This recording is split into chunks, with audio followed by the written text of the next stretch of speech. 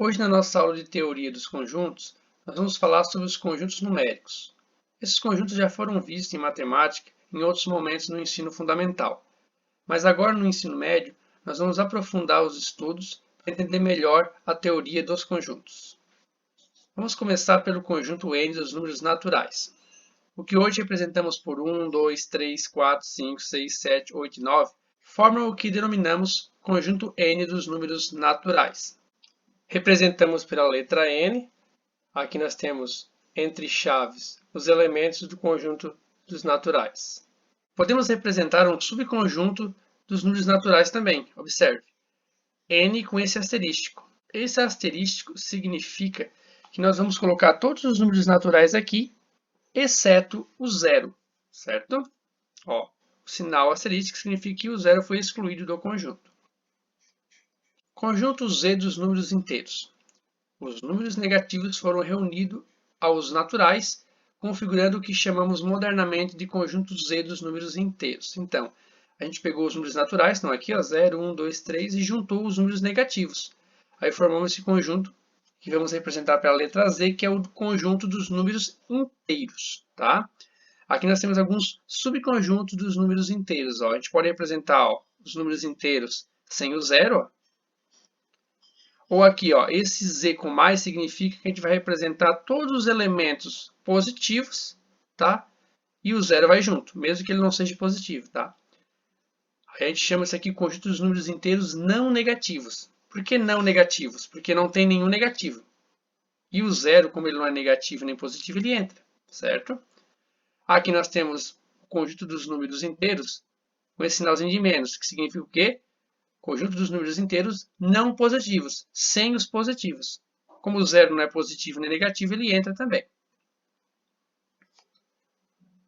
Conjunto Q dos números racionais. O conjunto dos números racionais é formado por todos os números que podem ser escritos na forma A sobre B, onde A é um número inteiro qualquer e B um número inteiro qualquer diferente de zero. É indicado por Q e representado da seguinte forma. Aqui nós temos uma representação abreviada do nosso conjunto dos números racionais. Observe. X tal que x é igual a A sobre B, onde o A pertence aos inteiros e B pertence aos inteiros, excluindo o zero. Certo? É uma anotação para a gente entender como é que funciona esse conjunto dos números racionais. Eu coloquei uma observação aqui para ficar mais fácil de a gente entender o que são os números racionais. Observe. Podemos concluir que todo número que pode ser representado em forma de fração é um número racional, certo? Vamos ver alguns exemplos. Ó, aqui nós temos alguns números, tá? Escritos na forma decimal, 0,6. 0,6 pode ser escrito na forma A sobre B, na forma de fração? Pode. 6 sobre 10 ou 3 sobre 5, se a gente for fazer uma simplificação, se nós dividirmos isso aqui, vai dar 0,6. Ou seja, dá para representar em forma de fração o 0,6. O 7. Aí vocês vão perguntar assim, professor, mas o 7 não é um número natural? Sim, ele é um número natural, ele também é um número inteiro, mas ele também é um número racional. Eu posso representar ele em forma de fração, observe. 7 sobre 1, certo? Ou poderia botar 14 dividido para 2, que também daria 7. Se eu consigo representar em forma de fração, eu tenho um número racional. 0,18, número com vírgula, tá? Número decimal, também pode ser representado em forma de fração. 18 sobre 100, se eu dividir a 0,18. Existem também os números periódicos e infinitos, né? Que é, no caso, 0,7777 reticências ou 0,1333 reticências. Esses números também são números racionais, porque a gente consegue representar eles em forma de fração. Ó, se eu colocar 7 sobre 9, se eu dividir isso aqui, vai dar 0,7777 reticências.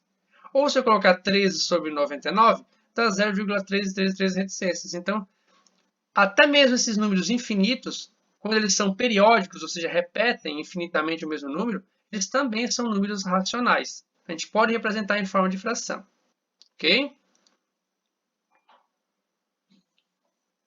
Conjunto IR dos números irracionais. O conjunto IR dos números irracionais é formado por números cujas formas decimais não são exatas e nem periódicas.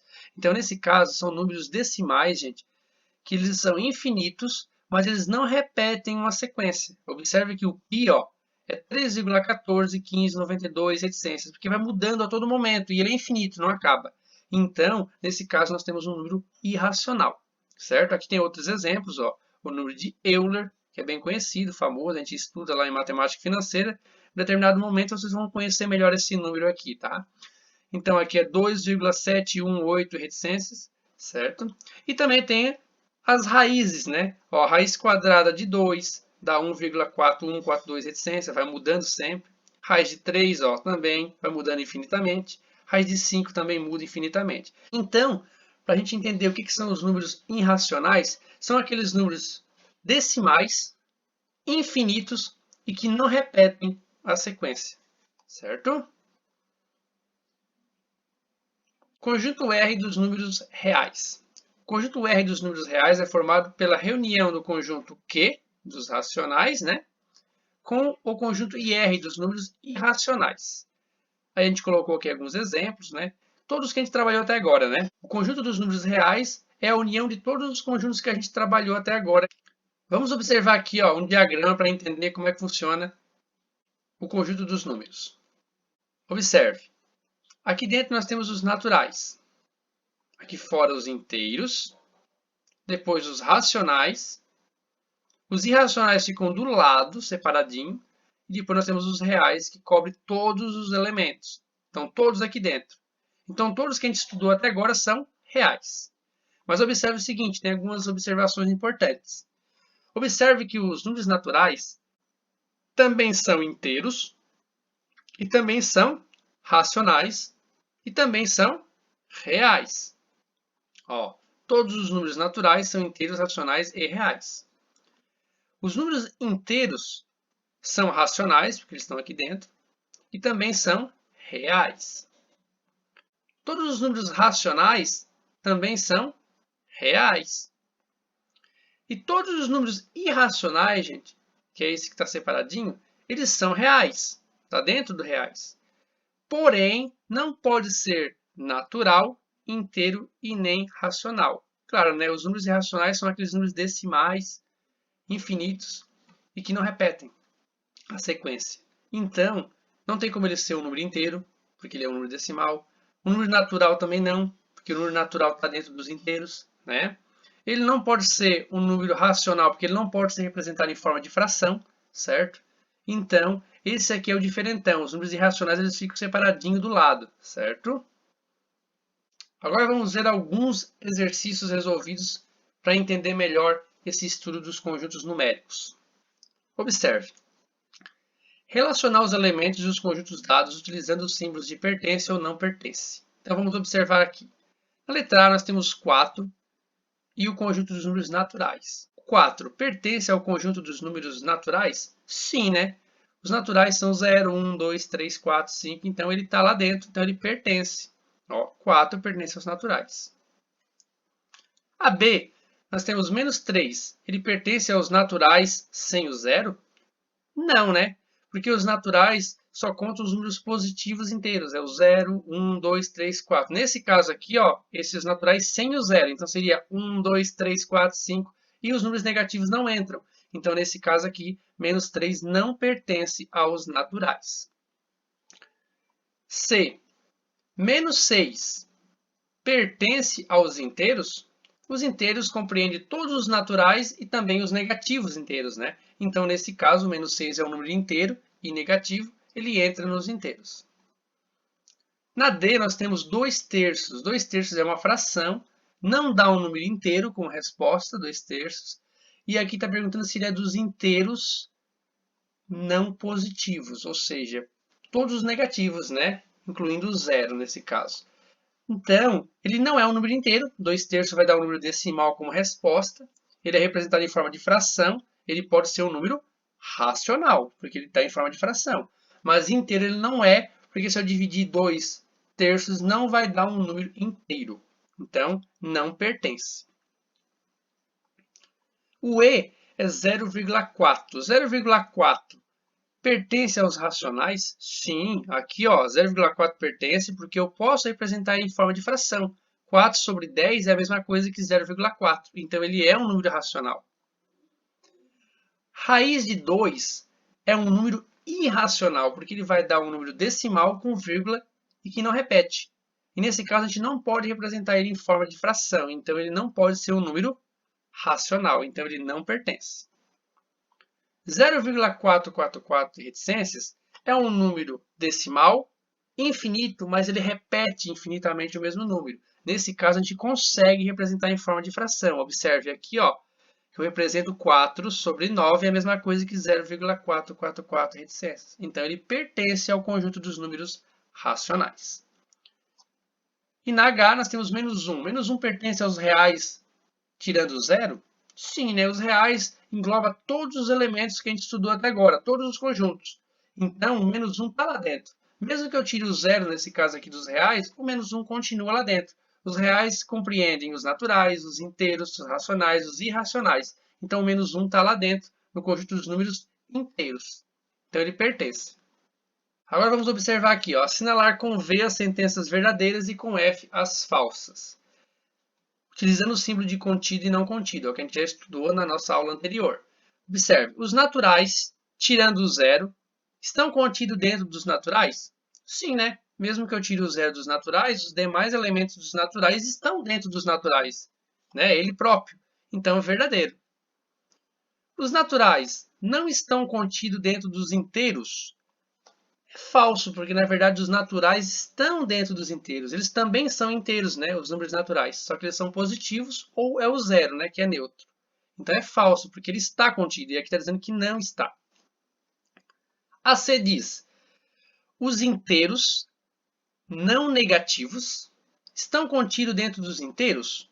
Bom, os inteiros compreendem todos os inteiros. Então, mesmo que eu tire os inteiros negativos e deixe só os positivos e o zero, eles estão dentro dos inteiros. Aqui está dizendo que não está, então é falso. Na D nós temos os racionais não positivos estão contidos dentro dos racionais não negativos. Essa aqui, gente, é falsa, né? Porque como é que eu vou colocar os números negativos dos racionais dentro do conjunto dos racionais positivos? Não tem cabimento, né? De um lado tem os negativos, de um outro lado tem o positivo. Como é que eu posso dizer que os negativos estão dentro dos positivos? Não tem como, então é falso, certo? Na E, nós temos naturais. Estão contidos dentro dos reais? Sim, a gente viu isso aqui no diagrama.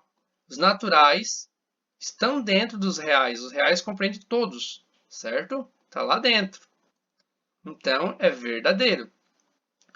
E agora, os inteiros, tirando o zero, deixando só os não negativos, estão contidos dentro dos racionais? Sim, porque os inteiros Z está aqui, ó, dentro dos racionais. Mesmo que eu tire o zero e deixe só os não negativos, ele continua dentro do conjunto dos números racionais. Certo? Então, é verdadeiro.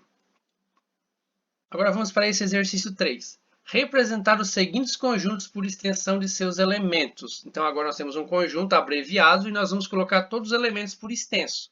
Observe na letra A. X pertence aos naturais, tal que x é menor ou igual a 6. Então, quais são todos os elementos naturais menores ou igual a 6? Que a gente conhece, começando pelo 0, 1, 2, 3, 4, 5 e o próprio 6. Lembrando que esse símbolo aqui, ó, o lado menor, fechado, significa x menor. Esse risquinho embaixo é ou igual ao que está aqui, no caso, 6. Então, ficou x menor ou igual a 6. Na B, nós temos x pertence aos inteiros. E o x está o seguinte, ó, x maior que menos 4 e x menor ou igual a 2. Observe que o lado maior está aqui, ó, virado para o lado do x. Então, x é maior do que o que está aqui, ó, x maior que menos 4. E aqui, ó, x, o lado menor está virado para o x. Então, é x menor ou igual a 2. Então, vamos pensar o seguinte. Quais são os valores que são maior que menos 4? E são inteiros. Maior que menos 4, nós temos o menos 3, o menos 2, o menos 1, 0, 1, 2. Parei no 2. Por que eu parei no 2? Porque ele diz que o x tem que ser menor ou igual a 2. Ele pode ser menor ou pode ser o próprio 2. Então, eu coloquei o 2. Por que eu não coloquei o menos 4? Porque aqui diz que o x tem que ser maior que menos 4. Não tem aquele risquinho embaixo dizendo que pode ser igual ao menos 4. Tem que ser maior. Então, o menos 4 não pode entrar aqui. Então, ficou menos 3, menos 2, menos 1, 0, 1 e 2. Na C, nós temos x pertence aos naturais, tal que 2x menos 1 é igual a 7. Nós temos uma equação agora do primeiro grau. Nós temos que resolver essa equação, achar o valor do x e ver se ele pertence aos naturais. Ó, observe aqui. 2x menos 1 igual a 7, aqui na C. Ó. Eu peguei esse menos 1, passei para o outro lado. Ficou 2x igual a 7 mais 1, certo? Está aqui. Somando ali 7 mais 1 deu 8, ficou 2x igual a 8. Esse 2 que está multiplicando com o x, a gente passa dividindo, fica 8 dividido para 2, dá 4, né? X igual a 4. O 4 pertence aos naturais? Pertence. Então, o nosso conjunto C é C igual a 4, que é a resposta da nossa equação 2x menos 1 igual a 7.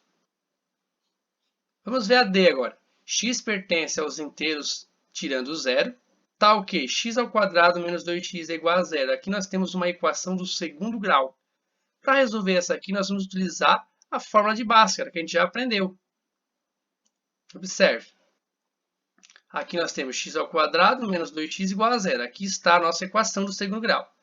Lembrando que na equação do segundo grau, nós temos que tirar o a, b e o c e jogar na fórmula de Bhaskara. Aqui está a fórmula de Bhaskara. Ó. X é igual a menos b, mais ou menos, raiz de b ao quadrado, menos 4 vezes a vezes c, dividido por 2 vezes a. Então, quem é o a, quem é o b e quem é o c? O a sempre está acompanhado do x ao quadrado. Nesse caso, é o 1, que não aparece aqui na frente, porque é 1x ao quadrado. Então, o a é igual a 1.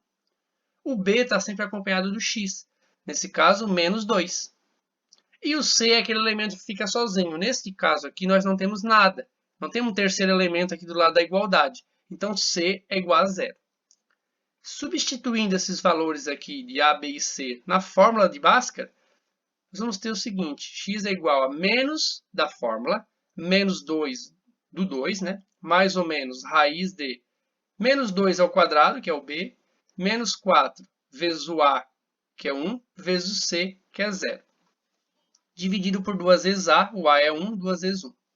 Resolvendo isso aqui, ficou assim, ó. Esse menos com menos ficou mais 2, mais ou menos raiz de. Esse menos 2 ao quadrado deu 4, e essa multiplicação aqui deu 0, né? Ó. Porque aqui vai ficar menos 4 vezes 1 dá menos 4, menos 4 vezes 0, 0. Então, zerou. Ficou 4 menos 0. Embaixo deu 2 vezes 1, 2. Como aqui 4 menos 0, esse 0 vai sair fora, vai ficar assim, ó. 2 mais ou menos raiz de 4 dividido para 2. Vamos tirar a raiz de 4, que dá 2. Ficou assim, 2 mais ou menos 2 dividido por 2. Como a fórmula de Bhaskara tem esses dois sinais de mais e de menos, nós temos que dividir a conta em duas. Uma com o sinal de mais e outra com o sinal de menos. Ó. Se eu usar o sinal de mais aqui, ó, fica 2 mais 2, que dá 4, dividido para 2. 4 dividido para 2 dá 2. A gente achou uma resposta. Se a gente usar o negativo, ó, fica 2 menos 2, que dá 0. 0 dividido para 2 dá 0. Então, a gente achou duas respostas possíveis. A gente chama de x1, que é o 2, e o x2, que é 0. Lembrando que, nessa questão, o x tem que pertencer aos inteiros tirando 0. Então, nesse caso, x2 aqui que é igual a 0, ó, ele é 0, então ele não pode entrar, porque é os inteiros sem o 0. Então, a resposta fica assim, ó, x1 igual a 2, x2 igual a 0, não convém, pois x pertence aos inteiros tirando o 0. Então, a resposta fica do conjunto D igual a 2. Apenas o 2 entra como resposta. Nossa aula de hoje é isso, pessoal.